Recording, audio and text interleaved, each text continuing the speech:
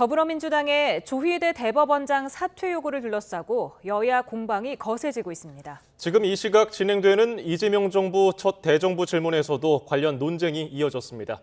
국회 취재기자를 연결합니다. 황보혜경 기자. 네, 국회입니다. 네, 대법원장 사퇴론을 둘러싼 정치권 공방부터 알아볼까요?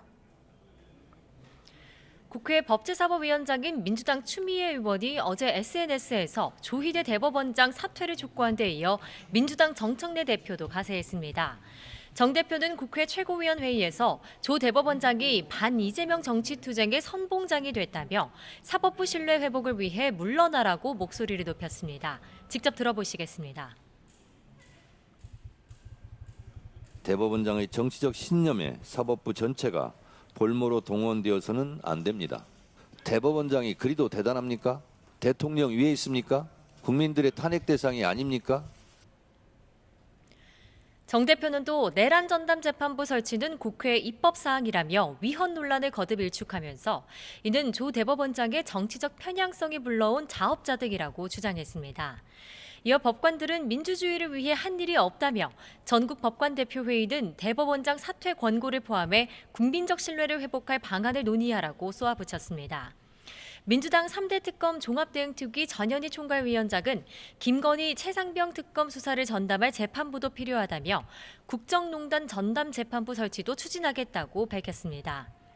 국민의힘은 조희대 사퇴론을 고리로 대통령실까지 싸잡아 비판했습니다.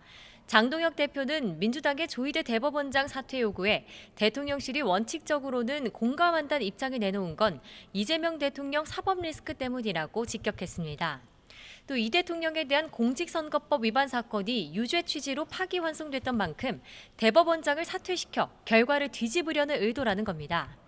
이어 대통령의 5개 재판은 중단됐지만 공범들의 재판은 진행 중인 만큼 조 대법원장 사퇴나 탄핵의 최대 수혜자는 이재명 대통령일 거라고 꼬집었습니다. 직접 들어보시겠습니다. 내란 특별재판부를 밀어붙이면서 혹시나 이 5개 재판이 다시 재개되지 않을까 하는 우려를 하고 있을 것입니다. 원칙적으로 공감이 아니라 대통령실에서 가장 원하는 바일 것입니다. 장 대표는 사법부 독립과 대한민국의 법치주의는 사법부 스스로 지켜야 한다며 조 대법원장은 헌법 명령에 따라 임기를 마치라고도 촉구했습니다. 장 대표는 조금 전 기자들과 만나 이 대통령이 자신의 유죄 판결을 이유로 헌법상 임기가 보장된 대법원장에게 사퇴를 요구한다면 명백한 탄핵 사유라고 주장했습니다.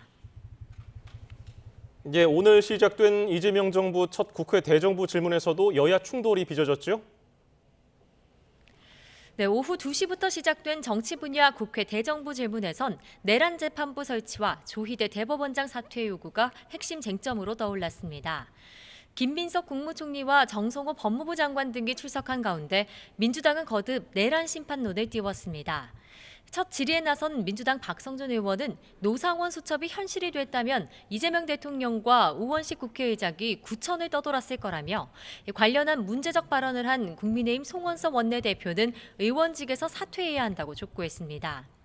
이어 극우적 망동과 가짜뉴스를 퍼뜨리는 내란 좀비들이 검찰과 경찰, 사법부까지 침투해 있다면서 김 총리에게 정부 산하 내란 세력 척결을 위한 과감한 인사 조치를 당부했습니다.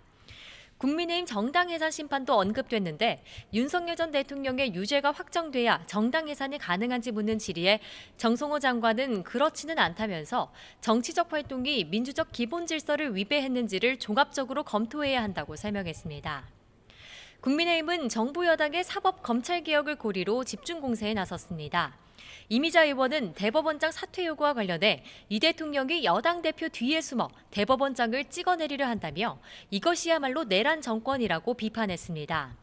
또 검찰 수사 기소 분리를 골자로 한 검찰개혁안은 제대로 검증되지 않은 돌연변이 제도로 국민이 실험 대상이 되고 있다고 맹비난했습니다. 이 밖에 김민석 총리 인사청문회 과정에서 불거진 배추농사 투자 논란도 다시 소환됐습니다. 김 총리는 내년 지방선거 출마 가능성을 묻는 말엔 생각이 없다고 선을 그었습니다. 국민의힘 신성범 의원은 12.3 비상계엄 당시 인명피해도 없었고 짧은 시간에 끝이 났다고 말해 여당 의원들의 반발을 사기도 했습니다. 지금 이 시각에도 질의가 한창인데요. 둘째 날인 내일은 외교 통일 안보 분야 대정부 질문이 이어집니다. 지금까지 국회에서 전해드렸습니다.